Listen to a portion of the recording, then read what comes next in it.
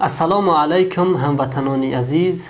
چگونه ای که ما و شما همه شاهد هستیم حاکمیت امروزه تاجیکستان از جانب یک اولاد الباش دزد تروریست غصب کرده شده است و ما فرزندان تاجیکستان امروز برخواستیم که همین ظلم و جفا را، همین دزد و غارتگرا را از سر مردم تاجیک برون کنیم.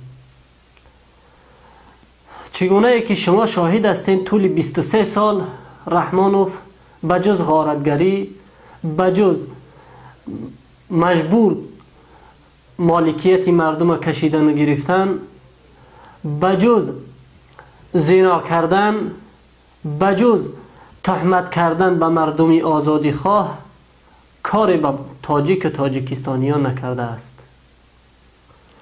و سرانجام امروز ساعتی آن فرا رسید که ما و شما حتما باید که در مقابل این ظلم، در مقابل این تروریستی، در مقابل این به حق ساختن مردم عزیز تاجیکستان برخیزیم و راه دیگر بجز برخیستن نداریم. چگونه ای که شما شاهد هستین طول 23 سالی که ما و شما خاموش بودیم، از خاموشی ما استفاده برد، ما را به قتل رساند، از خاموشی ما استفاده برد، ما را غارت کرد، از خاموشی ما و شما استفاده برد، تمام حکومت تاجیکستان غصب کرد و اولادی ساخت. و امروز دیگر بین ما و شما باید که خاموشی نباشه. هر یک انسان باید که برای آزادی خودش، برای آزادی دینش، برای آزادی مالش، برای آزادی آینده فرزنداش باید که در این راه برخیزه. برادرای عزیز، ایرا بدانید که کسی بجز من و شما برای آزادی ما نمیخیزه. کس نخواهد پشت من جز ناخون انگشت من. آزادی را از کسی دیگر طلب نکنین. هر یک انسان باید که برای آزادی خودش تلاش بکنه. شما از این تروریست، از این رحمانوف نترسین. این کسی نیست.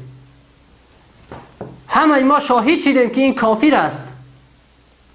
کافر نجیس است. قرآنی را میگه نجیس هم اخلاط است. برادرای عزیز، نخواد که یک مردم شریف از یک اخلاط بترسند 23 سال سر خم کنند. مگر خداوند شما را نگفت است که در مقابل ظلم دفاع کنین؟ برخیزین و دفاع بکنین از حق خودتان.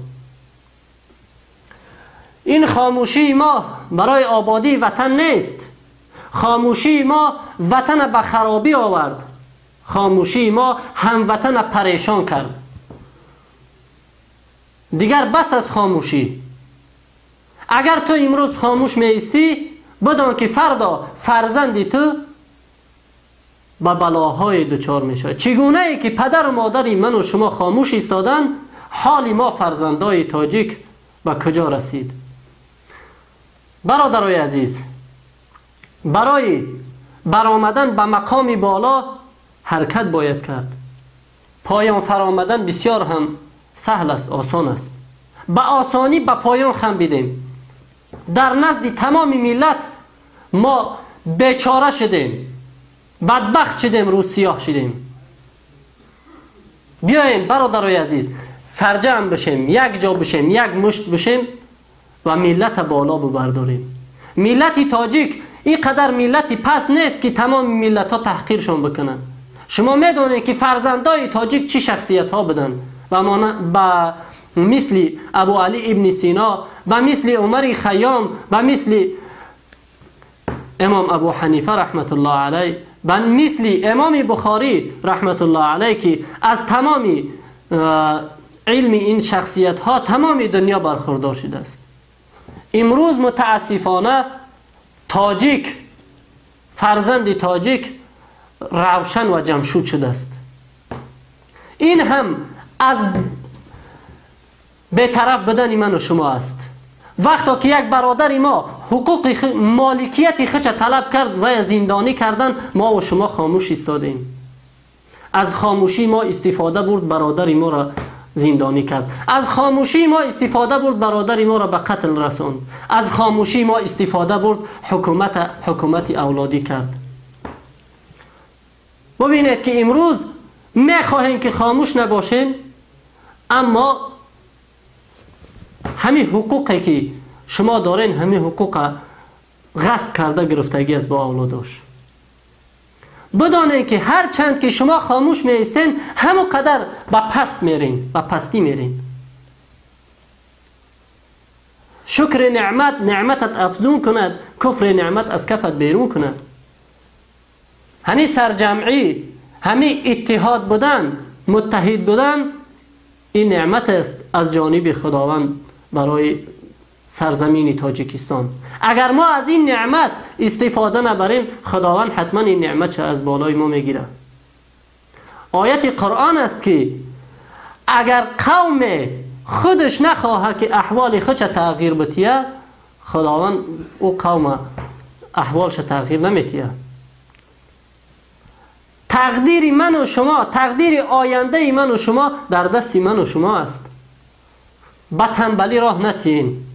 هموطنانی عزیز، شما از این کثیف ها، از این دزدها، از این تروریست ها نترسین و از اینها امید آزادی و آبادی را نکنین. چون که رحمانوف یک روز به موزه های رزینی به سر قدرت آمد، چقدر ببینه که ما و شما را غارت کرد، به پستی کشان. فرزند دزدی به مال حرام تربیه یافته شده است، به دزدی و به زیناگری و فاحشگی کلان شده است. شما از این امید آزادی دارین؟ امید آبادی دارین؟ نه، اینها برای ما خیر نه آوردن و نمیارن. بس است دیگر خاموشی. متحد بشین، با خلق باشین، حق خلق طلب بکنین، از جمله خوابگویان نباشین. از دست خوابگویان ما به همین پستی آمدیم. از جمله خوابگویان نباشین. روزی می شود که هر یک کدام ما و شما در نزد خدا قایم میشیم، برای خواب گفتگیمون جواب میگیم. مرد باشین، اتحاد باشین، با ناموس باشین، ملت از دست ظالمان، از دست دزدان خلاص بکنین. ملت ما ملتی با شرافت بود، ملتی پست نبود. امروز تاجیک تمامی کاری غجد میکنه در شهرهای بیگانه. بالای همین قدر محنت زحمتی کردگیش در مملکت خودش حتی آزاد نیست. سخن از دیگر مملکت ها، از آزادی در دیگر مملکت ها نمیکنیم. در مملکت خودش تاجیک آزاد نیست. هموطنانی عزیز، امروز باز تأکید میکنم، فقط ساعت قیام کردن است، ساعت هجوم کردن است به ضد این ظلم، ساعت طلب کردن حقوق خود است. دیگر راه دیگری نیست. هر راهی را که ما پیشه گرفتیم ما را به پستی آورد. فقط یک راه ما را نجات میتیه، فقط یک راه ما را آزاد میکنه و آباد میکنه، راهی طلب کردن است. ما جوانا امروز میخواهیم که حکومت از دست دزدان، از دست تروریستان بگیریم و یک حکومت مردم سالاری ساز بکنیم. انشاءالله میکنیم، انشاءالله میکنیم. رحمانوف تروریست است، دزد است، کسی دیگری نیست. ما از اون نمیترسیم، شما را هم نترسین. شما رحمانوف یک مرد جسور نبینین، رحمانوف یک نامرد ببینین. نخواه که مرد از نامرد بترسه. رحمانوف نجیسه، نخواه که از اخلاق انسان بترسه، از یک اخلاقی بدبو. و اون شخص هایی که از رحمانوف بوی امید دارن، این را بدانه که در بری هر یک چیزی که تو بشینی بوی او در تو میرسه. از رحمانوف دوری بجویه. روز میشه که رحمانوف میگریزه، شما را در تاجیکستان تنها میگذاره میروه. رحمانوف حتی به فرزند خودش رحم نداره. قلبی که هزارها خونه ریختگی است، قلبی که مال مردم خوردگی است و به وجود خودش رحم نداره. با شما هیچ وقت رحم نمیکنه. از رحمان دوری بجویید. چگونه ای که از یک نجاست دوری میجویید تا که لباس های تو بدبو نشوند. رحمانوف نجیس است، نجیس است، نجیس است. این را قرآن میگه. با مردم باشید، اتحاد باشید. فقط یگانگی میتواند که مردم تاجیکستان از این غم آزاد بکنه. فقط با غیرتی میتونه که مردم تاجیکستان از این غم آزاد بکنه. برادرای عزیز، اتحاد باشید. اتحاد این خودش رمز پیروزیه. سرجم باشین. السلام علیکم و رحمت الله و برکاته.